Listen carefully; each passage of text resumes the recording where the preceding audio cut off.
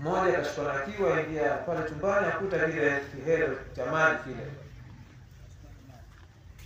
Sio kutafuta kuna wapi na maji hiki.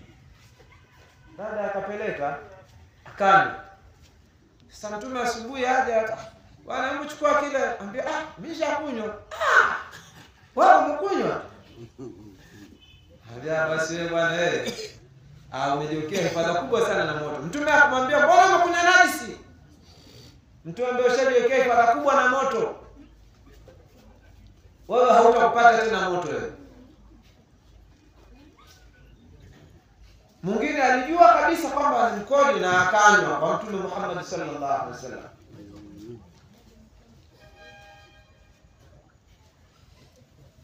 Mtume hajauliza, tayari kishaunywa. Mtume anambia wewe bwana hutapata maradhi ya tumbo, hutaumwa kabisa. Na inasemekana yule dada hakuumwa mpaka hajakuumwa ni maradhi ya kufa. Sallallahu alaihi wasallam. Huyo ndiye Mtume Muhammad sallallahu alaihi wasallam, na hao ndio masahaba walitabarak na Mtume Muhammad sallallahu alaihi wasallam, walitawasal na Mtume Muhammad sallallahu alaihi wasallam bikulliyatihi, yeye wote.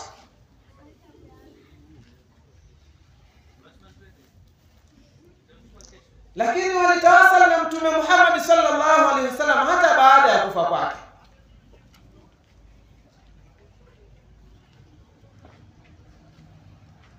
Tena kisa ambacho amekielezea Ibn Kathir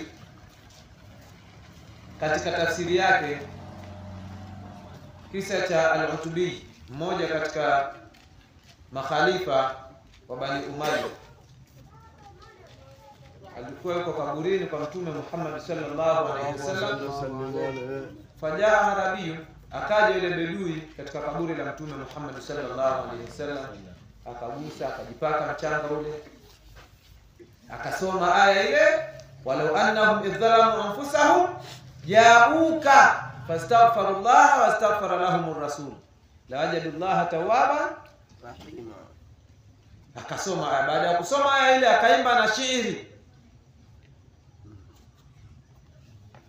Hakuishia kusoma aya tu, akaimba na shairi. Al-Utubi yuko pembeni anamwangalia.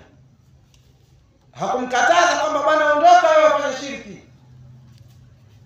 Al-Arabi yule bedui yule akaanza kuimba shairi, ya khaira man bifinat bilqa'i a'dhumuhu fatala min tibihinna alqa' wal akamu nafsi alfida'u liqabrin anta sakinuhu fihi al'afafu wa fihi aljud wal karam. Sallallahu ala rasulillah.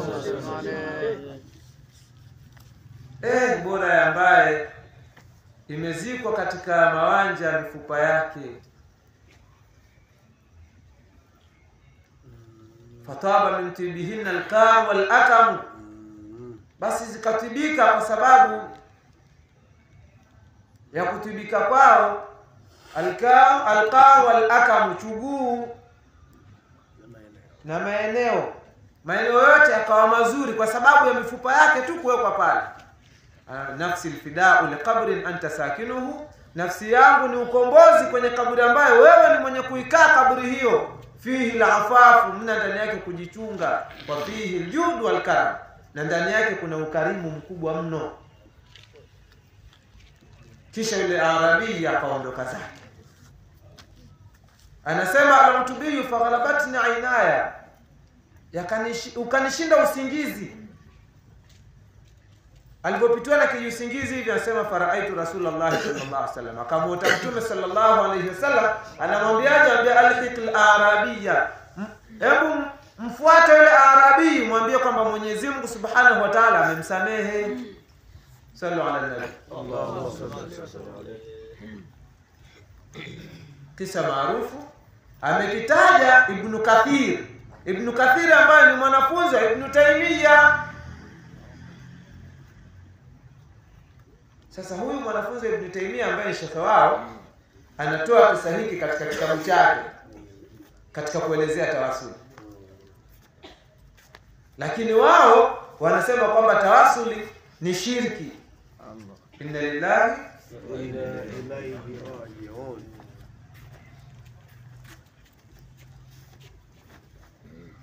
Lakini turejee tena kwa hao maswahaba.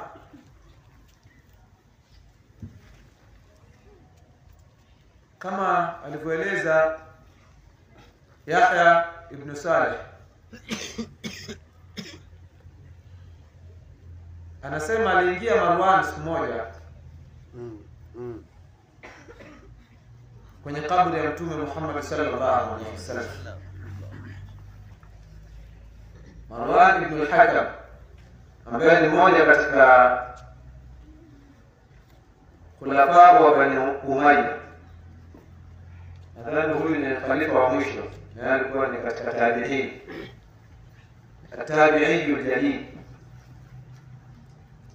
Sasa anasema Yahya kwamba Marwan aliingia siku moja katika kaburi ya Mtume Muhammad sallallahu alaihi wasallam, fawajada rajulan, akamkuta mtu mmoja wadhi'a wajhahu ala al-qabr, ameweka uso wake juu ya kaburi ya Mtume Muhammad sallallahu alaihi wasallam. Faakhadha bi raqabatihi, akashika shingo yake. Faqala, akasema Marwan, atadri ma tasna, wewe hivi unajua unafanya nini hapa? Kana kwamba anamkemea yule mtu. Yule mtu akamjibu, naam, najua ninachokifanya hapa, najua. Kisha akanyanyua uso wake akamtazama Marwan, fa idha huwa Abu Ayyub al-Ansari. Mara ni Abu Ayyub al-Ansari, sahaba wa Mtume Muhammad sallallahu alaihi wasallam. Abu Ayyub anamleta na kumwambia, sema naam, najua ninachokifanya. Jitu nabii sallallahu alaihi wasallam, nimemjia Mtume Muhammad sallallahu alaihi wasallam hapa, wala ati hajab, wala sijalijiwa kwamba mimi nimekuja kufuata jiwa. Hapana, nilimfuata hapa ni Mtume Muhammad sallallahu alaihi wasallam. Alafu anamwambia, sami'tu nabii sallallahu alaihi wasallam yaqul, nilimsikia Mtume Muhammad sallallahu alaihi wasallam anasema, la tabku ala dini idha waliyahu ahli, usiingilie dini watakapokuwa wameitawalia dini ahli wa dini. Kama watu wa dini wameitawalia dini, usiingilie dini, walakini kukuwa alaihi, lakini ingilie dini idha waliyahu ghayru ahli, watakapoitawalia dini wasiokuwa watu wake. Angalia, Abu Ayyub yuko kwenye kaburi, ameweka uso wake juu ya kaburi ya Mtume Muhammad sallallahu alaihi wasallam, anatawasal. Marwan anakuja anamwambia, wewe unajielewa, lakini unafanya nini hapa? Yule bwana anambia, naam, mimi najielewa, ninachofanya hapa ninakijua. Sahaba wa Mtume huyo.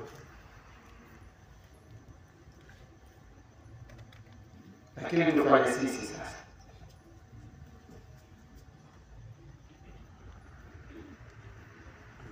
Huyu anamwambia, nakijua ninachokifanya mimi. Hapa nimemjia Mtume. Aliyekuwa hapa ni Mtume wa Mwenyezi Mungu, na mimi hapa sijalijiwa jiwe hapa kama nimekuja kwenye jiwe, hapana. Sasa bwana, wewe kumbe unakataza watu hivi. Mtume anasema ililieni dini, wakiitawalia dini wasiokuwa watu wake. Sasa ndio hawa mabwana, kwa sababu ya kutokufahamu, sasa hivi tunatakiwa tuililie dini sana, kwa sababu hawa mabwana wanaotawalia dini si ahli wa dini. Na ndio maana sasa mashaka wanatukana sana, kwa sababu hawana cha kusema. Basi ukisikiliza mawaidha yake siku zote akiwa kwenye mimbari, yeye sio kwamba ataongoza watu kwa Mwenyezi Mungu, ni shekhe fulani kafiri, yule ghurafi, yule hivi. Ndicho wanachokijua maskini ya Mungu. Wataeleza kipi kingine? Akiwa yuko darasani anafundisha shekhe fulani, yule ghurafi, ukifanya hivi wewe mushrik, basi ndio dini yao hiyo. Na wakati mwingine anafundisha hivyo, hata hiyo sala yake mwenyewe haijui. Fa inna lillahi wa inna ilaihi. Sasa ndugu zangu, watu wa Muheza, hebu tusiumbishwe. huyu Mtume Muhammad sallallahu alaihi wasallam, tutawasali naye.